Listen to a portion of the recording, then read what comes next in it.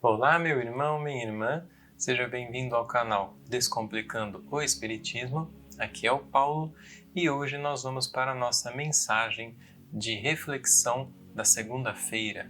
Eu sempre coloco ela no final do dia, justamente porque nós já começamos a semana, conversamos um pouquinho com outras pessoas, tivemos convivências, dificuldades e agora é hora de refletir um pouquinho, reabastecer o ânimo para os próximos dias. A mensagem de hoje é do livro Justiça Divina, de Emmanuel, psicografado por Chico Xavier.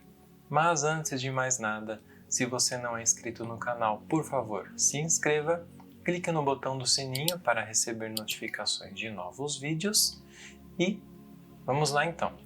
A mensagem se chama Viverás para sempre. Meditando na morte, honra servindo a estância carnal em que te hospedas por algum tempo. É muito importante, meus queridos, que nós aprendamos a meditar na morte. É uma prática que eu comecei a adotar para mim mesmo. Pensar todos os dias que eu acordo. E se hoje for o meu último dia nesta vida, aqui na Terra? Como eu chegarei no plano espiritual? O que eu terei feito ou deixado de fazer? Será que eu fui uma pessoa melhor ou será que eu me mantive nos meus velhos erros, nas minhas velhas cadeias de pensamentos viciosos, sem me esforçar para sair deles? Isso é muito importante. E no final do dia, antes de dormir, tenho tentado fazer a reflexão, agradecido a Deus por não ter sido o dia do meu retorno, que eu terei novas oportunidades e refletir sobre esse dia. O que foi que eu fiz? Eu fiz o que eu queria fazer? Como foi que eu agi nesse dia? Nela, na vida, descobrirás com frequência os que fazem ironia em torno da fé, os que se referem à virtude como sendo uma farsa, os que falam de corrida ao poder, calcando aos pés o coração dos semelhantes, os que zombam da lealdade e os que improvisam de redutos de fantasioso prazer, argamaçando-os com o pranto das viúvas e dos órfãos. Não te padronizes pelo figurino moral que apresentam. Portanto, qual acontece contigo, ainda que não queiram, porquanto, qual acontece contigo, ainda que não queiram, permanecem de viagem na terra, e cada um prestará contas de si próprio no momento oportuno. Ele está dizendo aqui, nós vamos encontrar na nossa vida fora, no contato com as pessoas do trabalho, da família mesmo, as pessoas que destoam muitas vezes daquilo que nós acreditamos. Às vezes, destoam para melhor e nós podemos tomá-las como um exemplo. Melhor segundo a moral evangélica, segundo a moral de Jesus. Muitas vezes destoam para algo não muito bom.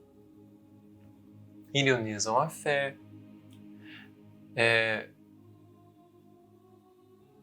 essa corrida ao poder, onde colhem recursos, juntam bens, usam as outras pessoas de má fé, os que zombam da lealdade. Enfim, nós vamos encontrar muitas pessoas de padrões complicados, às vezes amigos nossos, que se desviem para o caminho de vícios.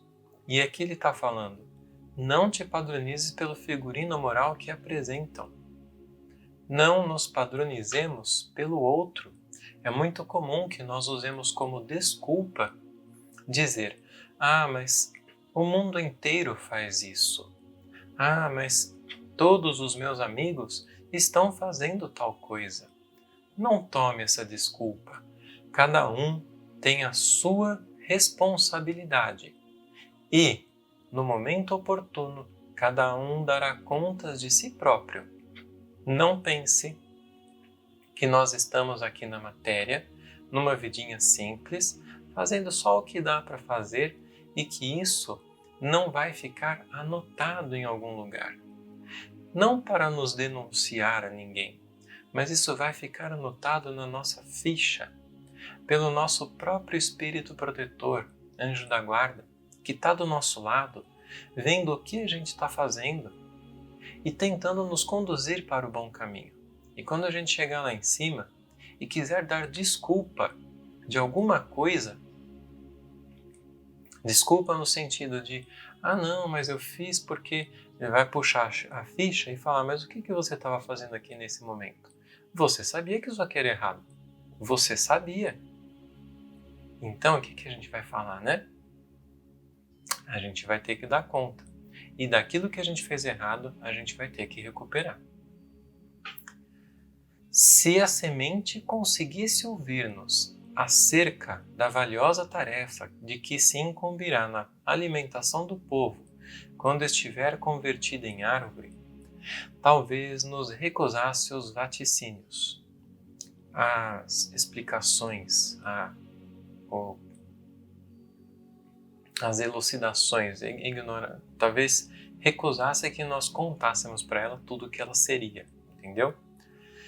E se a lagarta pudesse escutar-nos sobre a futura condição que a espera, dentro da qual voltará no espaço com as asas, volitará no espaço com as asas da borboleta, provavelmente nos interpretaria por loucos.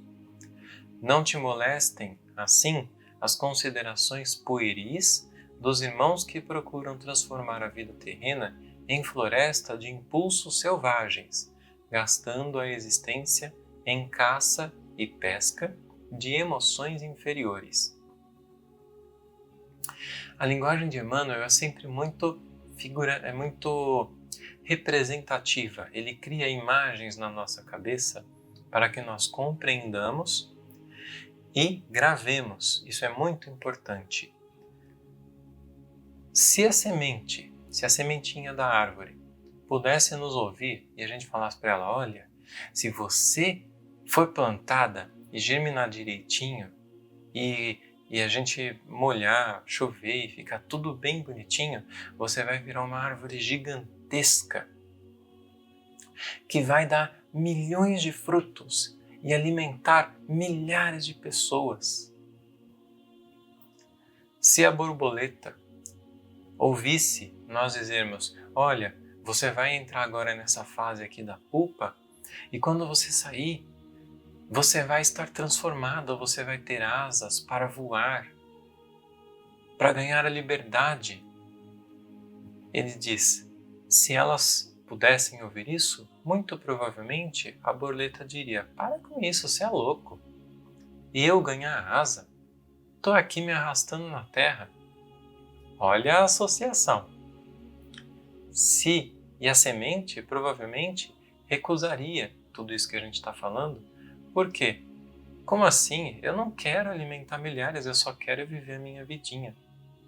O que ele está falando aqui é que assim, a gente não precisa ficar se preocupando tanto assim com essas considerações pueris. Ou seja, essas considerações bobas, sem conhecimento dos irmãos que não têm essa estruturação de fé, que não conhecem. Não significa que a gente deixa largá-los, não é isso. Aqueles que procuram, aqueles que precisam, a gente sabe, a gente deve ajudar.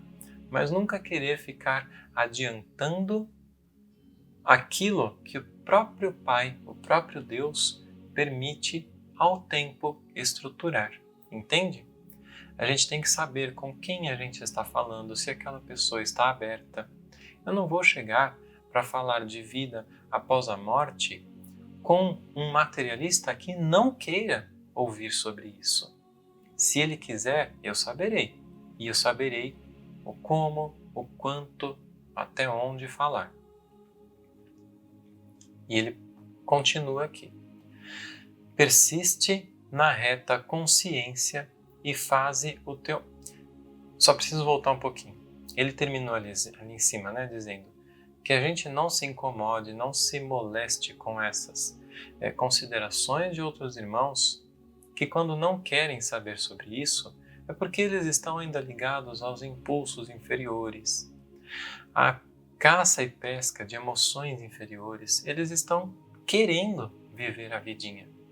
A vida, a verdade, ainda não despertou na consciência. E isso é o momento de cada um.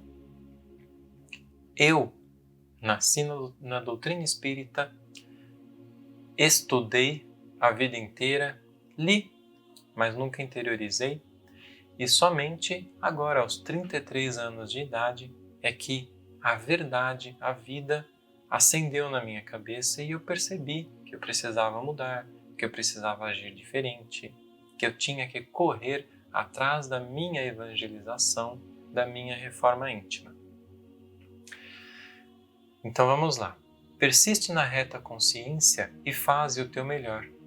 Dos planos superiores, amigos que te antecederam na pátria espiritual, aqueles que, estando encarnados com a gente, foram antes, familiares queridos, e aqueles também que, antes de nós, que permaneceram lá em cima. Nós viemos, eles continuam lá em cima, olhando por nós, nos ajudando. Amigos que te antecederam na pátria espiritual acompanham-te os triunfos ignorados pelos homens e abençoam-te o suor da paciência nas lutas necessárias.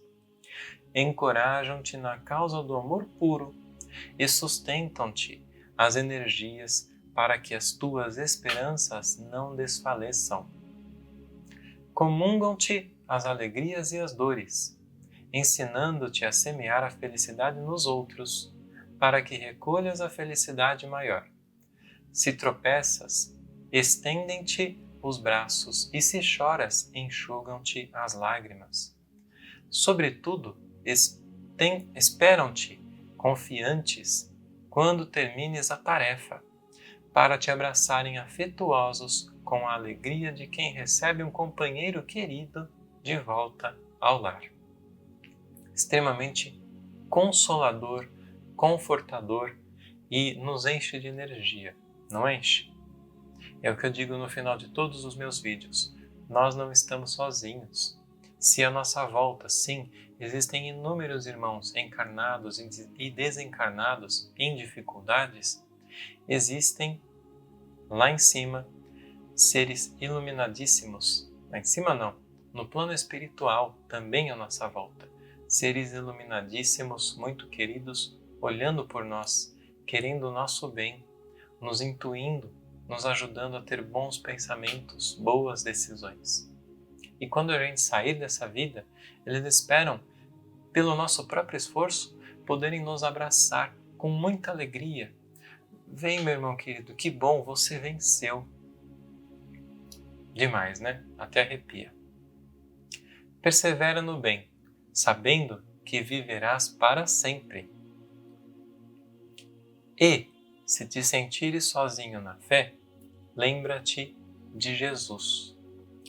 Um dia, ele esteve abandonado e crucificado no alto de uma colina, contemplando amigos desertores e algozes gratuitos, beneficiários ingratos e adversários inconscientes. Na conceituação humana, estava plenamente sozinho, entre ladrões, né?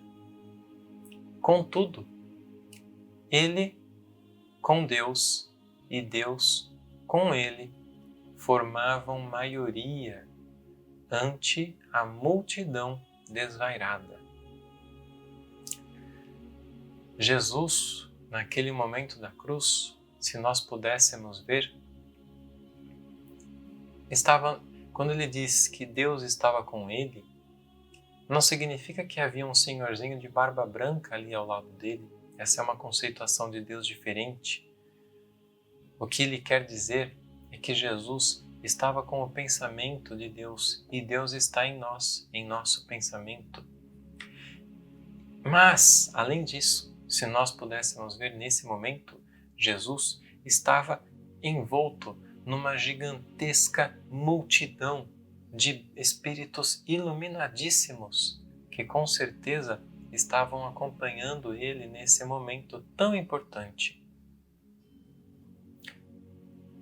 Quando nós buscamos fazer o bem, e o bem não é reformar o outro, corrigir o outro, o bem é nos corrigirmos e assim passarmos a ser pessoas melhores, a fornecer um conteúdo melhor, a fornecer mais de nós mesmos, uma mensagem consoladora, um auxílio, um trabalho bem feito no nosso dia a dia, a tolerância, a paciência ao irmão difícil.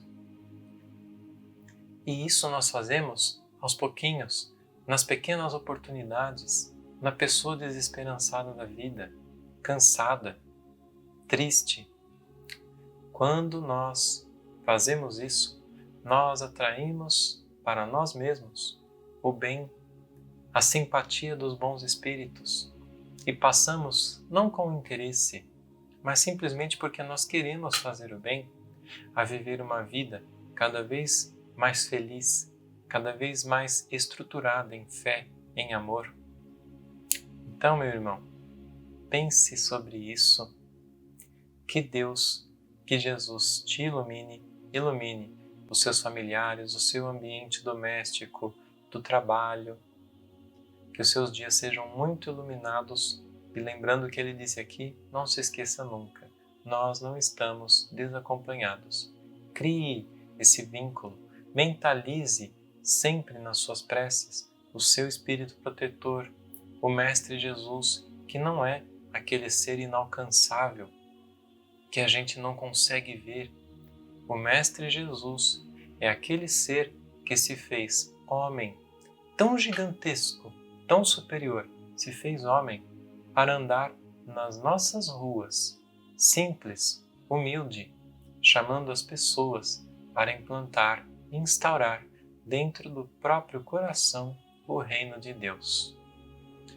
Um grande abraço, uma ótima semana e até o próximo vídeo.